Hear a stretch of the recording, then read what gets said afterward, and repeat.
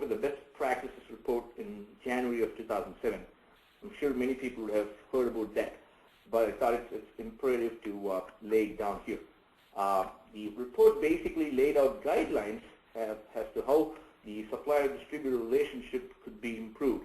And it talks about a lot of issues that affect the industry. And obviously, communications is the first topic that they address, making sure that the organization is giving importance and stress to communications. So if you achieve a smooth communication, then you won't have any trouble building the relationship. So I'm just going to run by the report here as to what communication initiatives that suppliers could take that could smoothen their relationship and the communication flow with their distributors. Create a customer-centric focus on phone communications.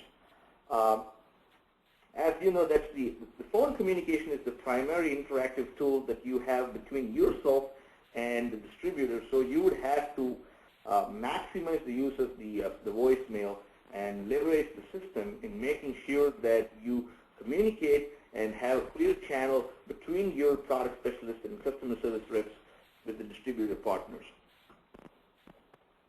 Set communication standards for your team that provide targeted metrics for responding to distributors. This is another important area. If you, when a distributor leaves you a voicemail or an email, he's obviously looking for some sort of information. So the more time you keep him in the dark, obviously he's going to be antsy, and he's going to be nervous in getting the information relayed back to his clients. So it would be imperative for you to set some sort of a metric to your product specialists and customer service reps in making sure that they respond to these emails and phone messages in time. So a prompt response would not only ensure that the distributor's queries are satisfied, it also is some sort of a dialogue process that you have with the distributor in going back and forth and building the relationship. Take on the role of educator and advisor. This is an area where you obviously, there are certain areas that have an advantage over the distributor in terms of the knowledge that you have gained.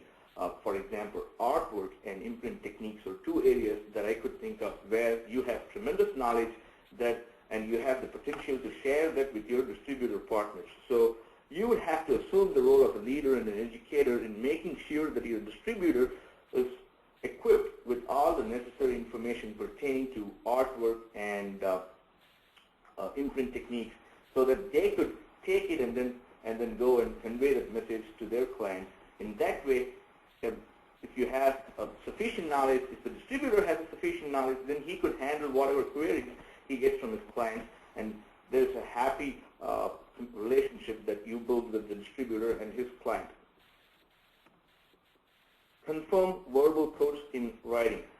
This is another area. When I put this point in, I knew for sure that it's not in every single scenario that you encounter.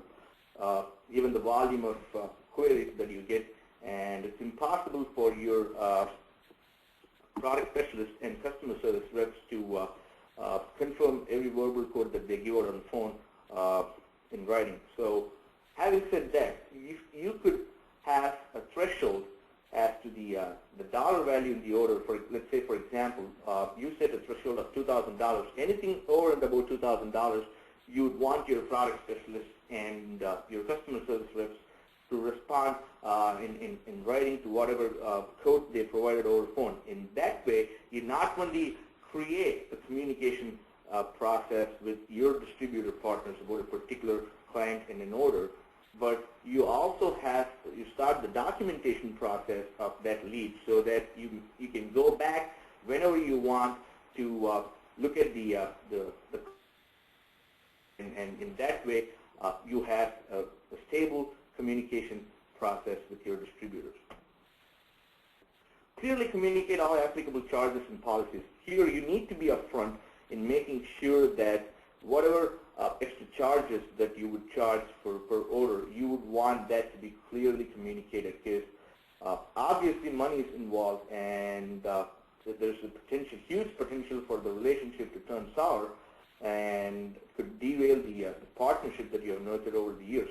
So you would want to be extremely proactive and extremely aggressive, I would even say, making sure that you communicate upfront very clearly as to what are all the extra charges and extra costs that's involved for you to go and make that order for the distributor. Adopt a proactive approach to problem solving. Again, even though we have technology, you would have to understand that you're still dealing with human beings, so there's always a potential for problems and issues that could crop up.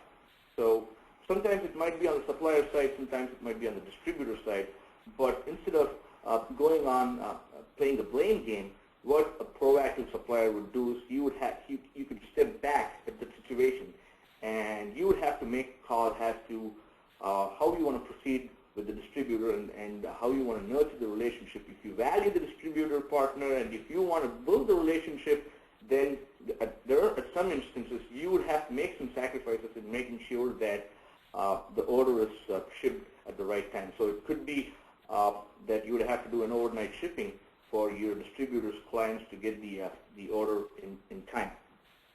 So a proactive supplier would take the step to take necessary steps in making sure that the relationship, there's no pitfalls in the due course of time. Recognize that distributors are primarily service-based organizations. You would have to understand that distributors are not just in the process of selling products. They are selling solutions to their clients. So your product forms a part of the solution that they are offering to their clients. So sometimes it's going to be a longer sales cycle. So you would have to be patient and provide whatever distributor tools that the distributor might want in making sure that he goes and closes the sale and converts the lead into a book business. This is another article that I found which is pretty interesting, and I thought we need to have that and share that with you in this webinar. This was published in, it was written by Plan B Associates. The article is titled 21 Trends in Promotional Products Industry. It obviously talks about the trends that's going to impact the industry in the next year or two. And when it came to communications from the supplier's viewpoint, I have this quote here that's pretty much what it said. Webinars continue to gain favor both with distributors and suppliers as a lower cost alternative to in-person visits and presentations. Unfortunately, many suppliers who are quick to engage their distributors using new tools are prone to failure because of questionable content, poor presentation skills, and failed delivery systems.